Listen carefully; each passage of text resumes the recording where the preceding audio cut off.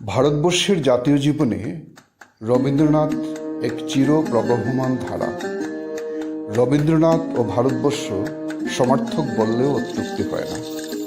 মননে, চিন্তনে, আমাদের সার্বিক সত্তা ও অস্তিত্বে রবীন্দ্রনাথ চির বিরাজমান।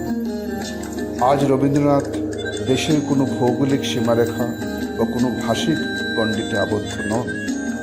তিনি আজ সমগ্র বিশ্ব সাহিত্যের মহাকাশে কবিগুরু রবীন্দ্রনাথ এক উজ্জ্বলতম জ্যোতিষ্ক, এবং আমরা সবাই রবি কিরণে স্নাত। আসলে রবীন্দ্রনাথ সর্বযুগের, কালের ও সময়ের। তিনি আজকের দিনেও আমাদের জীবনে অত্যন্ত প্রাসঙ্গিক। বর্তমান জীবনের টানাপোড়েন এবং মানব জাতির চরম বিপর্যয় মুহূর্তে রবীন্দ্রনাথের কথাই বলতে ইচ্ছে করছে। কণ্ঠ আমার রুদ্ধ আজিকে, বাসি সঙ্গীত হারা, অমাবস্যার কারা লুপ্ত করেছে আমার ভুবন দুঃস্বপ্নের তলে।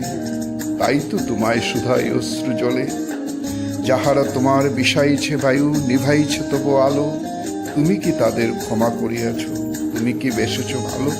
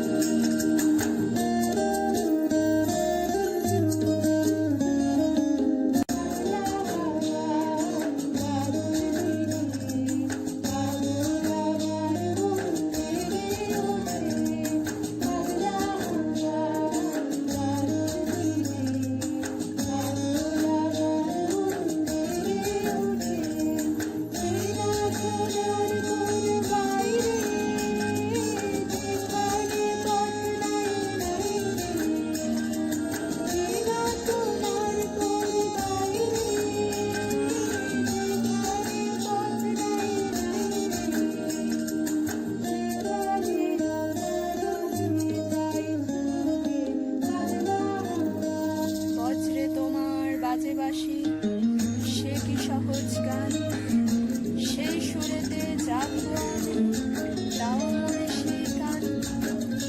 ভুলিব না আর সহজেতে সেই প্রাণে মন উঠবে মেতে। মৃত্যু মাঝে ঢাকা আছে যে অন্তহীন প্রাণ। বজ্রে তোমার বাজে বাঁশি সে কি সহজ গান।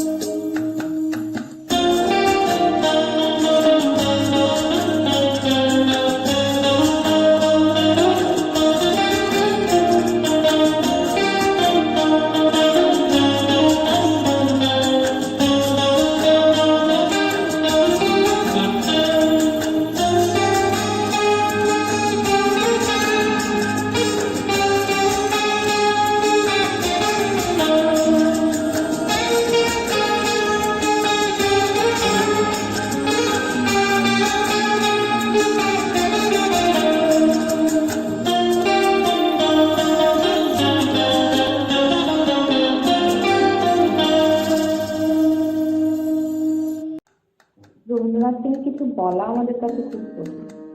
ব্যাপারটা আরো কঠিন তখন হয়ে যায় যখন আমরা বুঝতে পারি আমাদের জীবনের প্রত্যেকটা ক্ষেত্রে কি সক্রিয়ভাবে তিনি তার অস্তিত্ব বিস্তার করে চলেছেন। আমাদের নিজেদের কথা বোঝার জন্য যখন আমরা তার কথার উপর বিশ্বাস করি, তখন তাকে নিয়ে আমাদের আর সত্যি বলার কিছু থাকে না। তাকে বোঝাতে গেলে এই জন্য আমাদের তার কাছেই ফিরে যেতে হয়। প্রসাদ কবিতায় রবীন্দ্রনাথ এক বিন্দু শিশির কণা আর সূর্যের কথোপকথন তুলে ধরেছেন। শিশির কণা সূর্যকে বলছে, শিশির কহিল কাঁদিয়া, তোমারে রাখিব বাঁধিয়া, হে রবি আমার নাহি তো এমন বল, তোমা ছাড়া মোর ক্ষুদ্র জীবন কেবলই অশ্রুজল। উত্তরে সূর্য বলছেন, আমি বিপুল কিরণে ভুবন করি যে আলো, তবু শিশির কণারে ধরা দিতে পারি বাঁশিতে বাড়িতে ভালো। এ যেমন এক বিন্দু শিশির কণায় সূর্য প্রতিবিম্বিত হতে পারেন, তেমনি আমাদের সবার মধ্যে প্রতিদিন রবীন্দ্রনাথ প্রতিধ্বনিত হন, প্রতিবিম্বিত হন। আর তাই তো তিনি আমাদের প্রাণের আরাম, আমাদের আত্মার শান্তি, আমাদের নিভৃত প্রেমের দেবতা। হে সখা মম হৃদয় রহ, সংসারে সর্বকাজে ধ্যান জ্ঞানের হৃদয় রহ।